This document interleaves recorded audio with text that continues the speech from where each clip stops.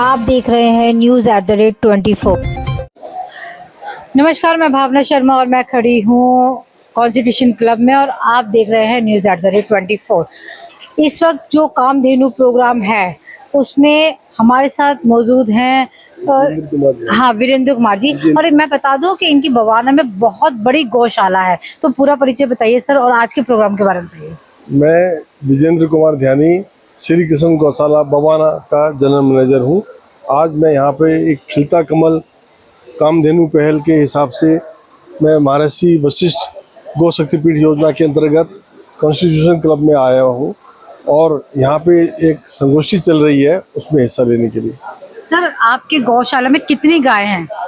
हमारी गौशाला में आज की तारीख में 8,626 गौवंश हैं जो कि गौशाला में रह रहे हैं। तो उनको खान पान का जो सारा सिस्टम है वो आप सुचारू रूप से कर लेते हैं? हमारे पास 37 एकड़ की ज़मीन है जो गवर्नमेंट ऑफ दिल्ली ने हमको प्रोवाइड करके रखी हुई है।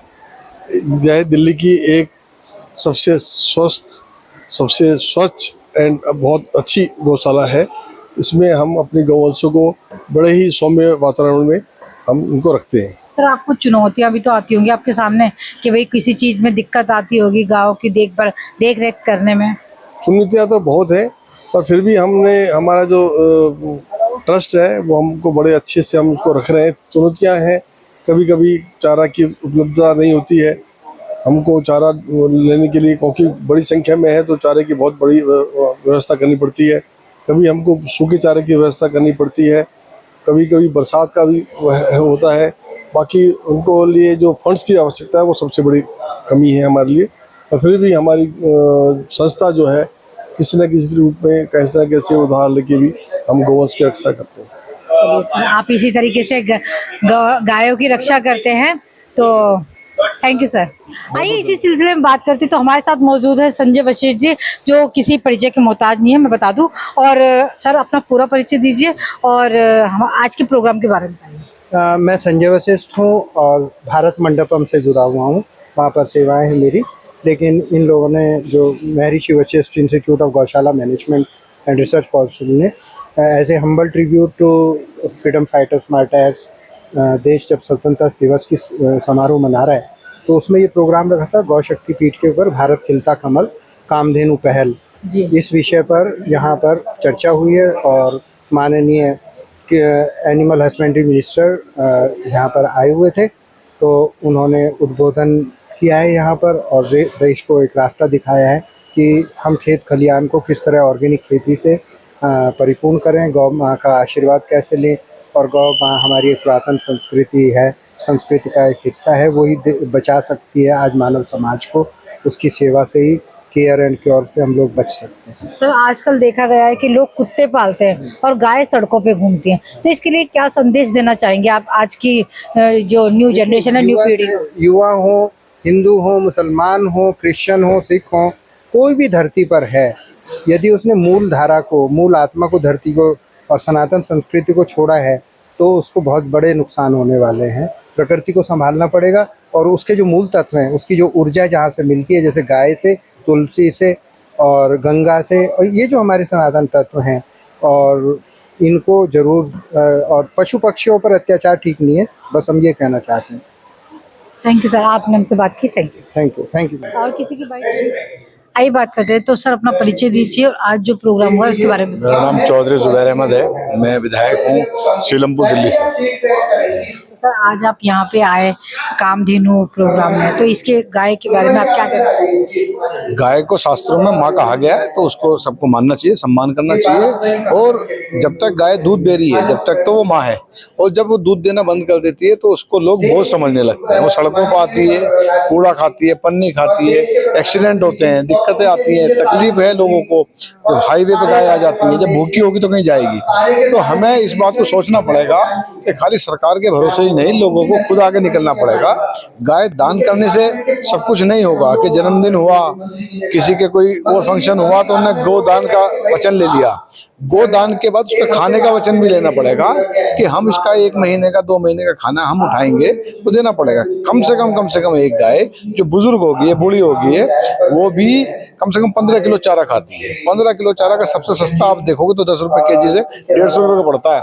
4,500 रुपए गौशाला वाला कहाँ से लाएगा? तो हमें खाने का भी प्रबंध उसका करना पड़ेगा।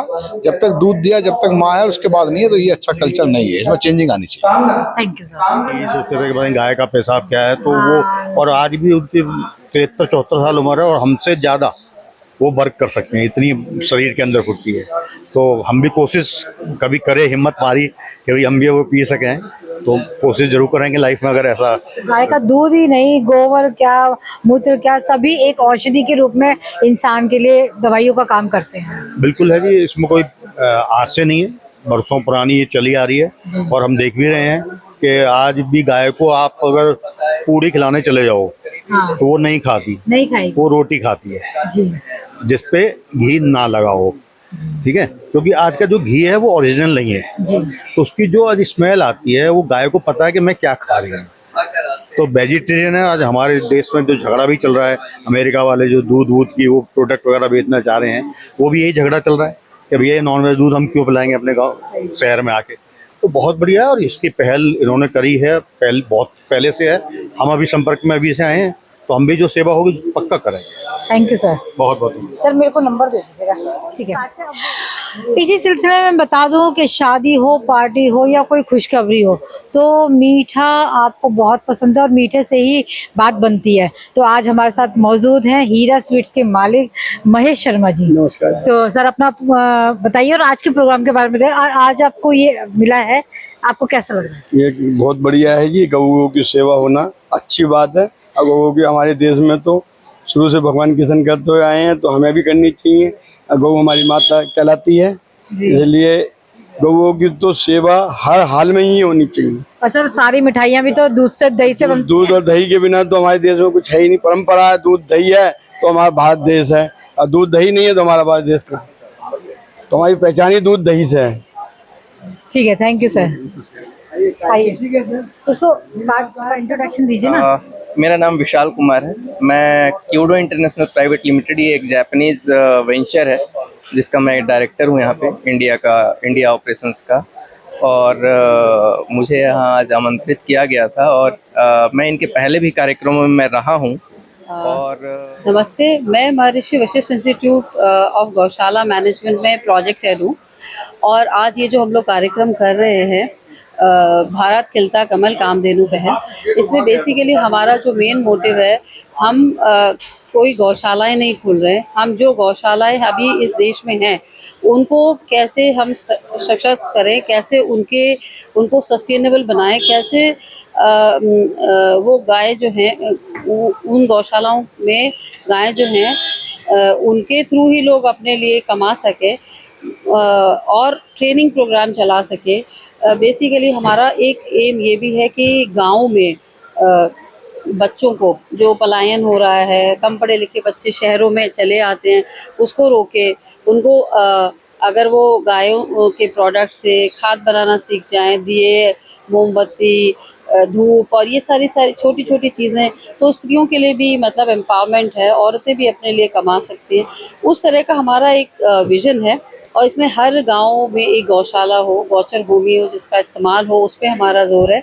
साथ में एक हर डिस्ट्रिक्ट में एक गौ शक्ति पीठ, जिसमें कि हम इनके प्रोडक्ट को, एक सबसे बड़ी बात ये आती है अगर ये बना भी लें तो ये बेचेंगे कहाँ।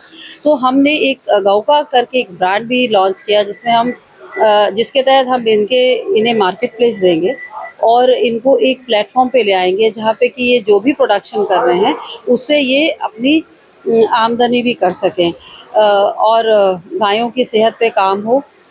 इसमें हम 2-3 फेजेस में काम करेंगे, सिर्फ वही गाय जो दूध दे रही हैं वो नहीं, अगर कोई गाय बीमार भी हैं उनके लिए भी काम हो। बेसिकली अगर आप ये सोचिए कि एक गांव में अगर एक गौशाला है तो आपको सड़कों पे गायें मिलेंगी ही नहीं। अगर एक डिस्ट्रिक्ट में गौशक्ति पीठ है तो उसमें हम एक हॉस्पिटल खोलेंगे, वहाँ पे लोगों को ट्रेनिंग दी जाएगी, AI की ट्रेनिंग होगी, बच्चे 3 महीने 6 महीने के कोर्सेज करेंगे। तो जितने भी गांव हैं उनमें जानवरों के प्रति जो एक अब जो प्रेम कम हुआ है, जो वो बहुत मैकेनिकल सोच में आकर शहरों की तरफ भाग गए, मुझे लगता है कि वो 10-20 हज़ार रुपये कमाने का जो शहरों में पलायन है वो डेफिनेटली रुकेगा। और हमारी जो गायें हैं जो परेशान है, बीमार है, सही में उनको देख के मैं खुद अपनी एक गौशाला करती हूँ और मेरी ये गौशाला फंडेड है, सेल्फ फंडेड है। मैंने कभी किसी से 1 रुपया नहीं लिया। मैं उसके लिए नौकरी करती हूँ, अपनी गौशाला को मैनेज करती हूँ उसी पैसे से। और मैं चाहती हूँ कि लोगों में ये भावना है कि गौशाला का दान नहीं है, दान लेना ही नहीं है। गायों को इस तरह से आप मैनेज करिए कि वो गाय, हर इंसान अपने लिए कमा सकता है, तो वो हमारे लिए बहुत ज़रूरी है। और इसी के साथ बहुत धन्यवाद। इस कार्यक्रम को में आप लोगों ने, सभी ने सहयोग दिया, इस सब के लिए बहुत बहुत आभार। भारत खिलता कमल खिलता। तो आज ये जो संजय जी ने ये प्रोग्राम जो ऑर्गेनाइज किया है गौ माता पे, बहुत ही सराहनीय है। हम तो ये कहते हैं कि गौ की सेवा करें। कुछ लोग तो मैं देखता हूँ कि गौ का दूध निकालते और डंडा मार के बाहर निकाल देते। गौ माता पहले है ना, कोई नहीं ऐसे करता था, सब सेवा करते थे। क्योंकि गौ पे जो है ना, एक बार हाथ फेर देना, उसको कभी ज़िंदगी में बीपी नहीं होगा, ब्लड प्रेशर नहीं होगा। और तो ये देखो, अब नहीं मानते क्या कर सकते। हम तो सभी को यही कहते हैं कि गौ की सेवा करो, जैसे माता पिता की सेवा करते हो ऐसे गौ की सेवा करो, ऐसे मत छोड़ो। क्योंकि गौ कहीं भी जाती है, कचरा वगैरह खाती है, तो उसका पाप आपको लगता है, क्योंकि कचरा कहीं भी फेंक देते हैं। अब तो जो संजय जी ने प्रोग्राम किया है, ये जगह जगह प्रोग्राम होने चाहिए और हमेशा गौ को राष्ट्रीय पशु का दर्जा देना चाहिए। मोदी जी को मैं सशक्त प्रणाम करता हूँ, ऐसे प्रोग्राम कराते रहे। और जो संजय जी ने संस्था बनाई है, इनका साथ दे सभी लोग। जय हिंद, जय भारत, भारत माता की जय।